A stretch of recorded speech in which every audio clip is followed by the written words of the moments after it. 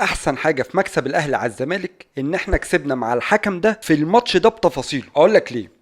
بين الشوطين كده فتحت الفيسبوك اشوف ايه اللي بيحصل، لقيت واحد كاتب واحد، يعني لقيت صور كتيره نازله على موضوع ضربه الجزاء بتاعه الزمالك اللي اتعادت، واتكررت ضربه الجزاء بتاعه الاهلي اللي في الشوط الاول اللي اتلغت. حاطين صور لعيبه الاهلي وكاتبين الحقونا يا جماعه احنا بنتعرض للعداله التحكيميه، فمش عارفين نكسب لان الاهلي بيقولوا عليه دايما ان هو بيتجامل من الحكام. وناس بقى بتكتب روحوا هاتوا لهم حكم مش عارف ايه بين الشوطين، الحكم كذا اللي هينزل مكان الحكم ده عشان ده عادل. فانا مبسوط جدا ان انا كسبت الماتش ده بالحكم ده بالتفاصيل دي بالعداله دي. فالاسطوانه دي نكسرها بقى بالله عليكم، نكسرها بقى. تعالى بقى اقول لك على تفصيل ضربه جزاء الزمالك قبل ما اخش في تفاصيل الماتش كله، ومين اللي كان احسن ومين اللي كان اوحش، وازاي مدرب الزمالك باع الماتش للاهلي عشان يفوقه عشان الاهلي يكسب الدوري.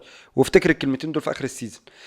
تفصيلة ضربة الجزاء، ليه ضربة الجزاء اتعادت؟ مش عشان لعيبة الاهلي دخلت المنطقة، لا عادي، عشان اللاعب اللي هو محمد هاني اللي اتدخل في الكرة اللي ردت من الشناوي هو كان داخل جوه ال 18. يعني هاني ده لو ما كانش تدخل وشال الكرة ما كانتش هتتعاد، بس هو عشان هاني اللي دخل بدري هو اللي لعب الكرة عشان كده اتعادت. طب الكرة ضربة الجزاء دي ضربة جزاء، ضربة جزاء ليه؟ هو نازل اللي هي دينجرس بلاي كابس، بس الكابس ده لما يكون فيه تواجه او لاعبين اتجاههم عكس بعض لكن الاتنين متنافسين على الكرة، خلاص الكرة ضربة جزاء. ده بيحط ده بيزقها من قدامه وده بيكمل في الكرة شال رجله، تمام ضربة جزاء. الإعادة للأمانة صح. هل اللاعب تاني ينفع حسام عبد المجيد هو اللي داخل مكان عبد الله السعيد؟ برضه عادي تنفع.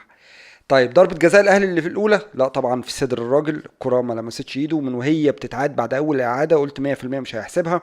ضربة جزاء الاهلي الثانية نفس ضربة جزاء الاهلي الاولانية، وحتى لو مش ضربة جزاء فانتوا قلتوا على الحكم ده في الشوط الاول ان هو ده اللي بيمارس العدالة التحكيمية قدام الاهلي، وعشان كده الاهلي متلجم ومتكتف. تمام. فبالنسبه للغط التحكيم انا مش شايف الراجل ده عليه اي غلط، الماتش كان فير تماما، كان في عداله تحكيميه وكسبنا الزمالك. نروح بقى نشوف مدرب الزمالك حب يفوق الاهلي ازاي. الراجل شاف الاهلي واقع، الاهلي بيزحف، الاهلي عنده نجوم متقلاه، المدرب كان وحش، الاهلي مش عارف يفوق، اللعيبه متكتفه. قال لك يا باشا تعالوا انا هديلكم ماتش من الزمالك وهو فايق وهو اول الدوري وهو راكب الدوري عشان تفرق معاكم في النقط. هتفرق معاكم في حته النقط طبعا، الزمالك الاول الاهلي الرابع تقريبا، فانت لما تكسب هو الفرق بيننا 4 نقط تقريبا، فانت هتعرف تجيبني. ده اول نقطه. تاني نقطه، عشان مكسب الاهلي والزمالك سواء ده على ده او ده على ده هو مكسب معنوي يدي بوش لاي فرقه فيهم ان هي تكمل السيزون وان هي تقدر تدوس فيما هو قادم. فده تاني مكسب. الراجل بقى شاف الاهلي واقع ومحتاج ده اداهوله. ليه؟ بالاسلوب اللي هو عمله ده. بمعنى انت تتخيل يا مؤمن ان طول الماتش الزمالك ما جالوش كورنر واحد، كورنر واحد يوحد ربنا الزمالك ما جالوش. هتقول لي الاهلي كان احسن، الاهلي ما كانش احسن، بس الزمالك او لا استنى، الاهلي كان احسن بس زي ما بيقولوا احسن الوحشين. الزمالك كان ما جاش، الزمالك ما جاش.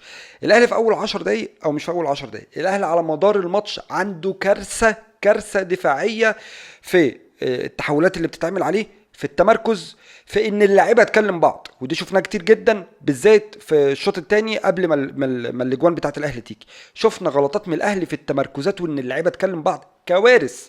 تمام. تمام. من اول دقيقه لحد الدقيقه 10 ركز معايا، الاهلي اي كوره جايه اللعيبه لسه مش واقفه، المدافعين مش واقفين بوشهم، ممكن تقول ان لعيبه الاهلي مش واقفه، مش موجوده اصلا، مش واقفين غلط، لا لا لا مش موجوده. الزمالك راح بانفراد في اول 5 دقايق كان هيسجل جول، الزمالك بعدها راح بكره تانية اللي جت مش فاكر اللي اتشاطت فين تقريبا.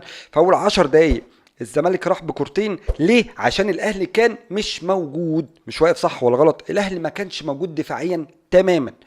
بعد الدقيقه 11، في الدقيقه 11 بالظبط الاهلي طلع بهجمه منظمه من تحت، الاهلي طول 10 دقايق بيحاول يطلع مش عارف، طلع بهجمه منظمه من تحت فوقته وقالت للزمالك وخلت لعيبه الزمالك ترجع لسكناتهم تاني، هنأمن ورا وهنلعب على الطريقه اللي احنا متفقين عليها من الاول، الا وهي ان انا هفضل واقف ورا وهلعب على الراجل البرازيلي اللي كان كوكا لحد دلوقتي حطه في جيبه مش باين تماما.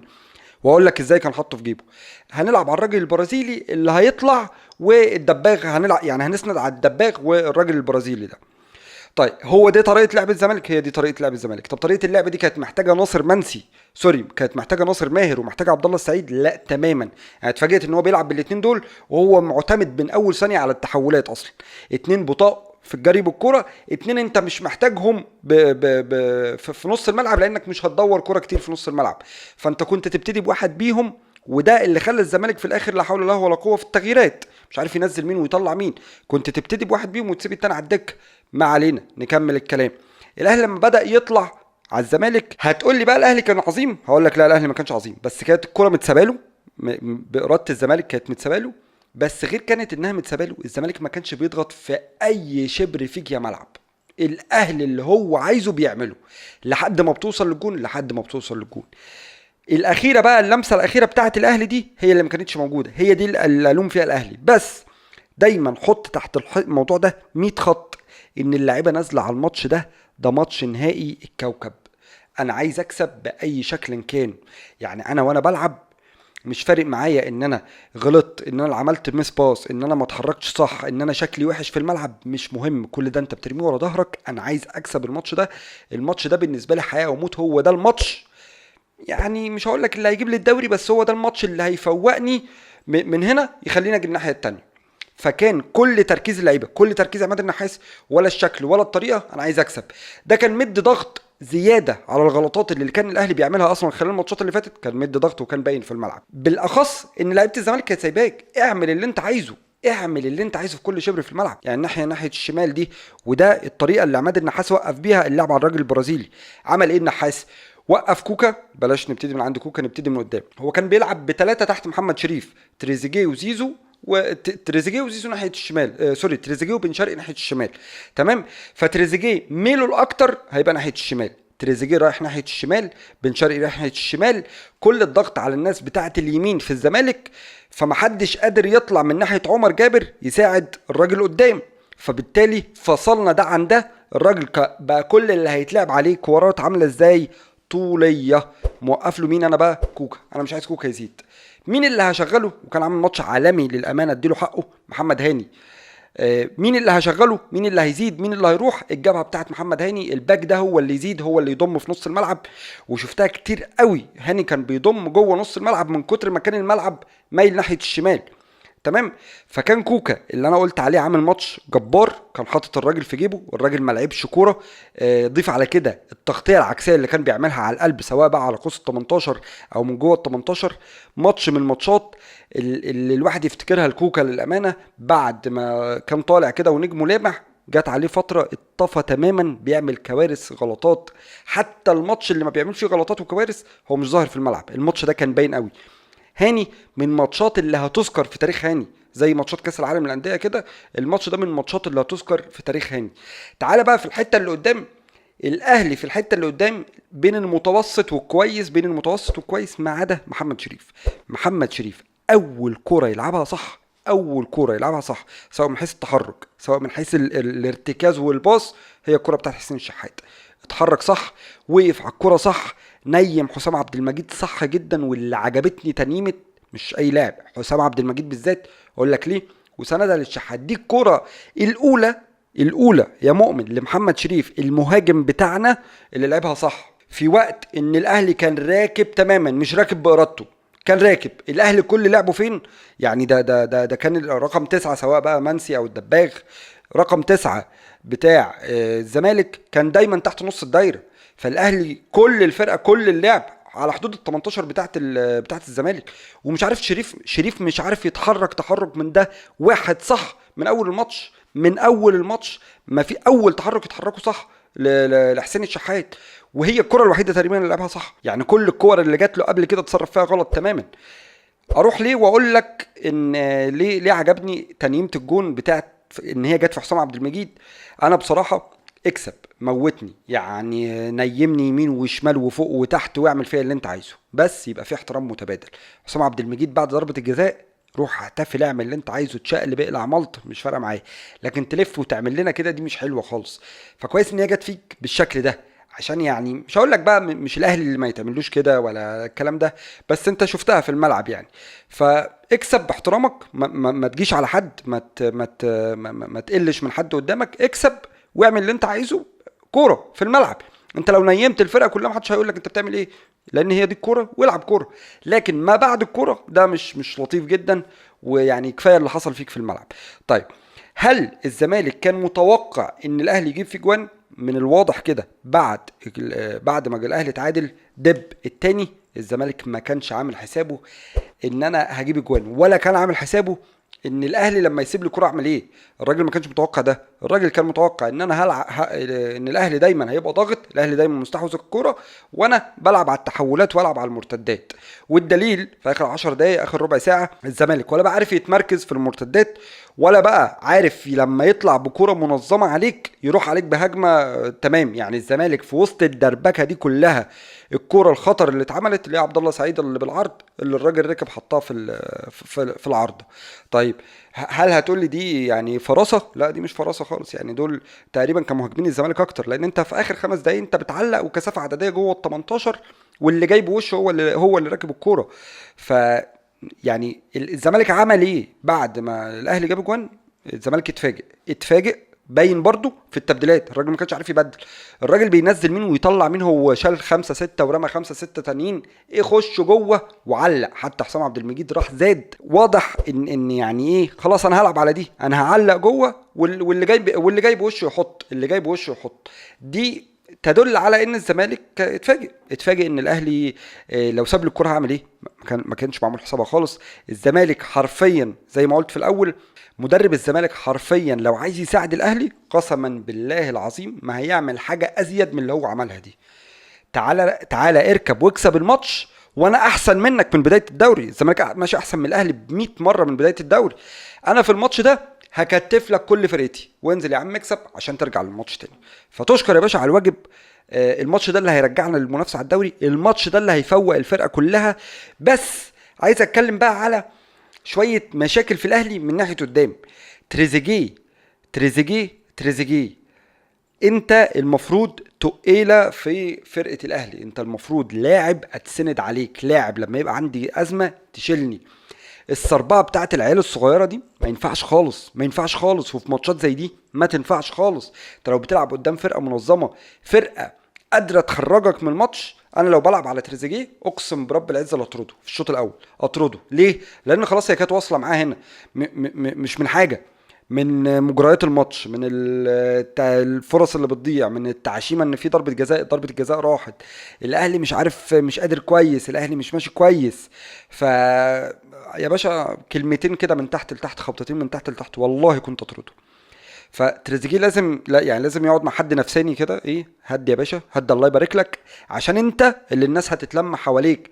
ما ينفعش نبقى شايفين زعيق كتير. في فرق بين التوجيه والتحفيز لزمايلك في الملعب، وبين الزعيق في القيل والقال والماتش شغال. لينا اوض جوه نتكلم فيها، حتى الاسلوب في الكلام جوه ما يبقاش زي الاسلوب اللي الواحد شافه ده. مش قصدي ان هو كان في خناقه ولا كان في حاجه، بس برضو الاسلوب ده يعني ما يطلعش من تريزيجيه. مش قصدي اسلوب سيء، قصدي عشان بس ما تفهمش غلط، مش قصدي اسلوب ده اللي هو خناقه.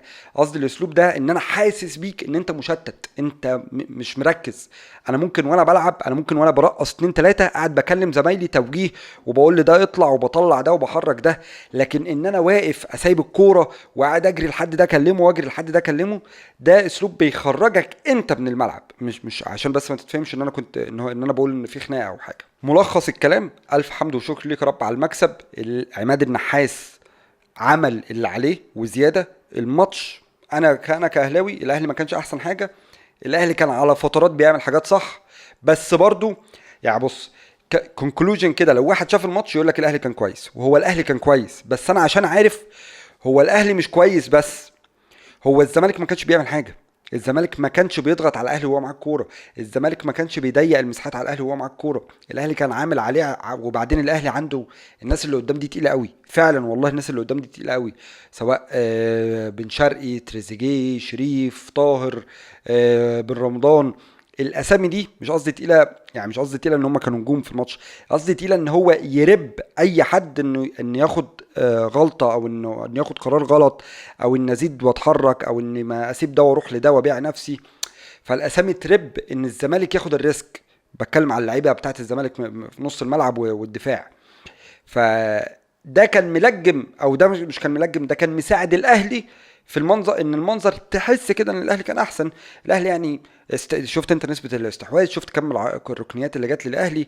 الزمالك طول الماتش يعني وهو كان كسبان وكان الماتش ممكن يخلص مكسب، طول الماتش ما جالوش ركنية. الزمالك ما راحش خالص. حتى ضربة الجزاء اللي جات له دي يعني هي غلط من وقفه لعيبه الاهلي، غلط من وقفه لعيبه النادي الاهلي. الكره بالطب كتير قوي تجري ورا المساكين، شفناها بين مرعي ومن ياسر ومن مرعي ومن مروان عطيه، كتير جدا بتحصل، ومن كوكا كذا مره، بس ربنا بيستر يعني وبيلحقها كذا مره الطب وتطلع. والف ب اخر خط ده الكره ما تنزلش على الارض اصلا. اصلا الكره بتتاخد من وهي في الهواء، سواء بقى برجلك سواء تركب براسك، تطب قدامك دي وترجع في ظهرك، دي كوارث وشفناها جا منها ضربه الجزاء. فنرجع للملخص، الاهلي الماتش ده المفروض يفرق معاه بشكل كبير جدا. اللعيبه تفوق، اللعيبه تفوق. النتائج فيما هو قادم لازم الاهلي يختلف تماما، بس ستيل الاهلي محتاج وقفه. يعني انا شايف هيجي وقت على الاهلي من الناحيه اللي قدام دي وهيفوق، هيجي وقت على الاهلي من الناحيه اللي قدام دي وهيفوق. لو اتساب كده ومكسب ورا مكسب هيفوق اللعيبه. لو جاله مدرب جديد وعرف يحط او عرف يستخدم اللعيبه دي بالشكل الصح، اللعيبه دي هتفوق. نص الملعب بتاع الاهلي برضو تحسه نص الملعب اللي يفوقك. لكن خط دفاع الاهلي، ومش خط الدفاع بس، خط الدفاع وطرق الدفاع. بمعنى انا ياسر ابراهيم ده انا بحبه على فكره، انا بحب العب بياسر ابراهيم مدافع. ياسين مرعي مش المدافع اللي يتقلق منه ولا اللي يعني تحس عنده يعني كويس، مش سيء. بس خط الدفاع وقفته تغطيتهم على بعض، ما عندكش باك ليفت، ودي حاجه مهمه جدا، لان انا عايز الباك اللي خلاص انا حافظ ده المساك راح انا بروح وراه. انا لما باخد الخطوه المساك بتاعنا مطمن ان هو في ظهري عشان انا بزيد، يعني خلاص متعودين على لعب بعض. لكن كل ماتشين ثلاثه بباك مختلف دي تدربك اي خط ورا. ومش كده وبس، وقفه نص الملعب الدفاعي مع قلب الدفاع، سواء بقى مروان، سواء مروان وديانج، سواء ديانج. الناس الاهلي بيقف في الحته الدفاعيه غلط غلط غلط. حتى لما بيروح يعمل الضغط بالنص الهجومي بتاعه، تحس الاهلي اتفصل مش ككتله واحده. فالحته اللي ورا دي والحته الدفاعيه بتاعت الاهلي، سواء بقى في الضغط سواء بقى في التمركز، محتاجه وقفه عشان نعرف نكمل. مش بقول لك على الدوري، عشان نعرف نكمل في افريقيا، عشان يبقى في فرقه كده الواحد يبقى مطمن وهو بيتفرج عليها بالنتائج وبالاداء وبالاسلوب. لحد دلوقتي الاهلي لسه ما وصلش للنتائج. طبعا لسه ما وصلش للنتائج. لحد دلوقتي الاهلي لسه ما وصلش للاداء اللي يبسط الواحد، اللي يتكيف، اللي يحس ان انا عندي نجوم فعلا. يعني انا اول مره من اول ما بن شرقي جه الاهلي اقول ارمي بن شرقي، مع انه ما كانش ملفت، بس ما كانش بيغلط كتير. يعني شايف وصلت بيها لايه؟ ما كانش بيغلط كتير. ودي البن شرقي بيطلع الفرقه، بتعرف تتسند عليه، بيشد الفرقه كلها معاه. الكرة ما بيخسرهاش، الكرة حرفيا ما بيخسرهاش. وحتى لو مسك، يعني انا مش بشيد بيه، مش بقول هو كان مارادونا، بس الغلطات السلبيات اللي كانت في بن شرقي ما شفتهاش في ماتش الزمالك. الايجابيات كانت كتيره، لا ما كانش في ايجابيات كتيره. كان بيتحرك، كان بيروح على الجون، كان بيطلع ده، كان بيودي ده. كان شكله كويس. اللي لازم اشيد بيه بقى للامانه هاني ما شاء الله عامل ماتش. تحسه كده هو من ساعه ما رجع من المنتخب، تحس ابراهيم حسن مسكه وقعد معاه نفضه. خلى هاني لاعب تاني تماما. هاني يعني الكيرف بتاعه ما شاء الله ماشي كده. ماتش الزمالك ده ماتش تقيل قوي لهاني، ماتش تقيل قوي دفاعيا هجوميا. الكره اللي بيقط لجوه، الكره اللي بيكمل فيها. هاني كان بيعمل الكلام ده، بس كنت تحسه بيلم لجوه في الوقت الغلط، تحسه بيكمل سبرنت في الوقت الغلط، تحسه بيفتح غلط يعني. لكن في ماتش الزمالك ما افتكرلوش، يعني انا مش بقول برضو ان هو كان سوبر هيرو، بس ما افتكرلوش حاجه من الحاجات دي. بيتهيالي كل قرار هو اخده كان صح، يمكن في غلطه غلطتين، لكن معظم قراراته على مدار الماتش كانت صح. اللي ما كانش عاجبني في الاهلي واللي اتفاجئت احنا ازاي لجأنا له، الكره العرضيه اللي كنا بنلعبها كتير. انت عندك حسام عبد المجيد ده يا جماعه، ده انتوا ازاي مستهونين بيه؟ الراجل بيقرب على القريبه، واي كره متعلقه بيطلع يجيبها. وعشان تعدي حسام عبد المجيد تروح على الثانيه، الكره تبقى عاليه جدا هتعدي الناحيه الثانيه. فاحنا ليه جينا في فتره كده لجأنا للعرضيات؟ ويعني اعذرني، يعني الاهلي ما فيش حد بيعرف يلعب براسه. يعني محمد شريف ده انا شايف ان هو لعب عشان جريتشار اتصاب قبل الماتش، لا اكثر ولا اقل. لا، شريف محتاج يتركن ومحتاج يشتغل على نفسه عشان يبقى بديل كويس لجراديشار. لان انا شايف ان الشريف ما لعبش على جراديشار اصلا، حتى لو هو توب في التوب فورم بتاعه يعني، ما لعبش على جراديشار خالص. فهو محتاج يفوق نفسه. الرجوع هو رجع الاهلي بشكل سهل، فهو مستسهل الدنيا وفاكر ان هو شريف بقى اللي هيرجع يلم الدنيا والناس تشيد باسمه. لا، شريف بيعمل شريف مش موجود يعني، مش هقول لك بيعمل كويس، هو مش موجود في اي ماتش هو لعبه مع الاهلي. اللهم ماتش كرة حسين الشحات اللي لعبها دي، انا بقى لو اتكلمنا على ماتش الزمالك يعني. ف ما اعرفش ليه كنا بنلعب عرضيات كتيره وانا ما عنديش واحد بيلعب كوره براسه، ما عنديش حرفيا واحد بيلعب كوره براسه. دي من الحاجات اللي انا بقول لك يعني الاهلي كان لا حول له ولا قوه يعني، كان بيجرب يعني، يلا يمكن تيجي. لكن ملخص الموضوع، الحمد لله على المكسب. مكسب هيفرق مع الاهلي جدا. مكسب اهلي وزمالك يا جماعه يعني، مش محتاج اتكلم كتير. بس على الجانب التاني، غير ان هو مكسب اهلي وزمالك، مكسب هيفرق مع الاهلي في انه يفوقوا وانه يركبوا الجدول باذن الله، وانه يعرف يكمل الماتش. وكان في الدور الاول كده ان انا اخسر من الزمالك وبيراميدز كانت وحشه جدا جدا. الحمد لله ان هي حتى ما خلصتش بتعادل. مكسب للاهلي ده حاجه ايجابيه جدا. بس يا سيدي، وبكده وصلت نهايه الحلقه. استنوني ان شاء الله الحلقه اللي جايه، والسلام عليكم ورحمه الله.